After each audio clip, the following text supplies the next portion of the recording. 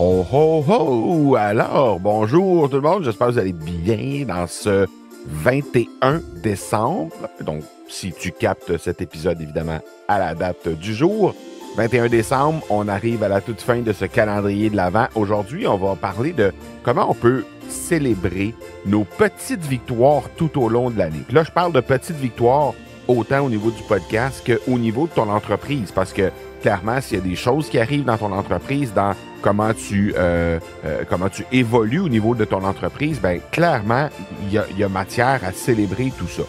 Et j'en ai parlé de ça dans l'épisode 295. L'épisode 295, ça s'intitulait « Comment tirer profit au maximum des jalons atteints avec ton podcast ». Donc, clairement, on parle dans ce cas-là des jalons directement reliés avec le podcast. Donc, évidemment, un nombre X d'auditeurs, ça peut être un nombre X d'épisodes, ça peut être le fait de recevoir un invité important, le fait de... Il y a plein de façons, et dans cet épisode-là, on en fait état là, très largement, de toutes les choses qu'on peut souligner grâce à un podcast et qu'on célèbre aussi et qui méritent d'être célébrés surtout avec un podcast. Ce qui est extrêmement intéressant avec ça, c'est que ça te permet de faire vivre à ton audience, de faire vivre à ton réseau, aux gens qui t'entourent, le cheminement et le parcours que tu empruntes, en fait, avec ton podcast et avec ton entreprise. Et ça, ben, parfois, les gens ont de la difficulté à faire ça parce qu'ils se disent « Ah ouais, mais ça veut dire que les gens vont savoir qu'il n'y a qu'un nombre X d'auditeurs ou qu'un nombre X d'épisodes de fait ou tout ça. » Et ils ont tendance à diminuer l'importance de ça. Mais dis-toi une chose, la majorité des gens qui t'écoutent n'ont tout simplement pas de podcast. Donc, ils n'ont pas nécessairement d'outils pour mesurer quoi que ce soit par rapport à ça, déjà d'une part. Mais ensuite de ça, le fait de se rendre vulnérable et de dire, écoute, là, présentement, j'ai atteint le cap des 1000 auditeurs, par exemple, ou j'ai atteint le cap des 10 000 auditeurs. Les gens se disent peut-être, ah, que 1000 auditeurs, il me semble que c'est pas beaucoup. Et là, ben, tu peux tout de suite renchérir en disant, j'ai eu d'excellents retours ou il y a eu X nombre de clients qui sont venus directement du podcast, qui m'ont dit au moment où ils ont acheté un accompagnement, où ils ont acheté mon programme, que ça provenait directement du podcast, qui m'avaient découvert grâce au podcast. Donc, dès que tu renchéris avec ces victoires-là que tu célèbres avec eux, bien, automatiquement, ils vont suivre ton parcours et ils vont reconnaître que dans tous les cas, toi, de toute façon, quand tu dis quelque chose, c'est la vérité, c'est authentique.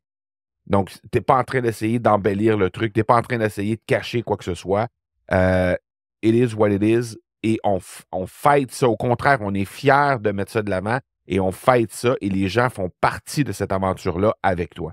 Donc, le simple fait de pouvoir inspirer les gens, de pouvoir partager ça avec eux, bien, ça les motive, évidemment, parce que dans ton champ d'expertise à toi, ben, tu es en train de leur dire que tu bâtis ça étape par étape, pierre par pierre, et que tu vas chercher un auditeur à la fois pour ajouter ça. Et ça fait en sorte que les gens vont reconnaître une authenticité derrière le message que tu lances. Et par ricochet, bien évidemment, pour tout le reste du message que tu fais sur ton podcast. Donc ça, c'est la première chose. Et la deuxième chose, bien, c'est que ça te permet aussi, ça ouvre la porte à mentionner aussi des échecs. Parce que si tu es assez honnête et authentique pour aller célébrer des petites victoires et que les gens disent « Ah, OK, bon, ben, c'est une petite victoire en soi, mais c'est intéressant, OK, c'est bon. » Et qu'en plus, tu ouvres la porte à certains échecs, à mettre de l'avant les échecs, bien là, ça agrandit encore plus ton authenticité. Et le fait de pouvoir célébrer toutes ces petites choses-là, ça rapproche, ça connecte directement avec ton audience et ça amène cette authenticité-là et ça fait en sorte que ben, les gens vont te faire de plus en plus confiance pour éventuellement devenir des clients de toi. Donc, de se servir de ces jalons-là, c'est absolument puissant, beaucoup plus que ce qu'on peut penser, malgré la grosseur ou l'ampleur plutôt des jalons qu'on va fêter, même si les jalons ne sont pas si importants que ça. C'est très, très, très important et très puissant de pouvoir le faire avec notre audience. Donc, je t'invite à regarder l'épisode de 295, évidemment disponible au academypodcast.com/295, si tu veux jeter un petit coup d'œil sur ça. Et si jamais tu veux faire ton podcast et que tu n'as pas encore un podcast et que ça t'intéresse qu'on t'accompagne pour le faire, ben, sache qu'il y a un concours présentement qui te permet de le faire et de gagner un accompagnement avec nous pendant toute l'année 2025. On va faire tirer ça au début du mois de janvier et tu vas pouvoir connaître en fait l'identité des 6 personnes qui vont se mériter une bourse d'une valeur de 3 495 $.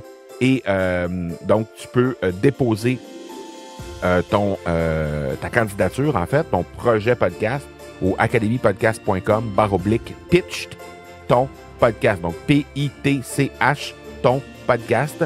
Tu remplis le petit formulaire et automatiquement, ben, nous, on va considérer ta candidature à ce moment-là.